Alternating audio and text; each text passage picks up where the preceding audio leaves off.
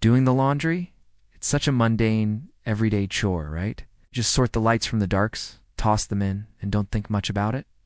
That's what I was doing last Tuesday. Just a normal day, or so I thought. I was going through the pockets of my wife's winter coat, just to make sure there were no tissues or chapstick that would make a mess. My fingers brushed against a piece of paper, folded up small. I almost threw it away, thinking it was just an old receipt. But something made me pause. It was heavier than a receipt, and the paper felt expensive. I unfolded it. The first thing I saw was the handwriting. It wasn't mine, and it definitely wasn't hers. It was a manuscript, elegant and a little old-fashioned. The words, "my dearest," were at the top. My heart started to pound in my chest, a heavy, sick thudding that seemed to echo in the quiet laundry room. I told myself it was nothing. Maybe it was from her father or a friend. But as I read on, that hope just dissolved. The letter was a love letter. It spoke of secret meetings, stolen moments, and a connection so deep it made my own marriage feel like a pale imitation. It described things about my wife, little details I thought only I knew. The way she bites her lip when she's concentrating, the little laugh she does when she's truly happy. This man knew them all. He wrote about their future, a future that didn't include me. He talked about her bravery and how he couldn't wait until they could finally be together, out in the open. I sank down onto the floor, the cold tile pressing against my back. The washing machine hummed beside me, completely oblivious to the fact that my world had just been shattered.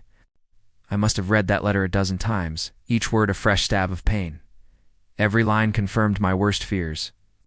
The late nights at the office, the business trips on weekends. It all clicked into place. The lies were so obvious now, I felt like a fool for not seeing them sooner. How long had this been going on? Who was he? The letter wasn't signed with a full name, just an initial. An R. And that's the part that really haunts me. I started running through a list of names in my head. Robert from her office. Ryan, our neighbor? It was a special kind of torture, not knowing who had been in my home with my wife. The betrayal felt so complete. It wasn't just a physical thing.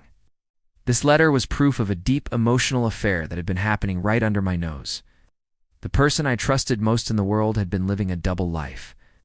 I sat there for what felt like hours, surrounded by our shared life and piles of laundry, holding the evidence that it was all a lie.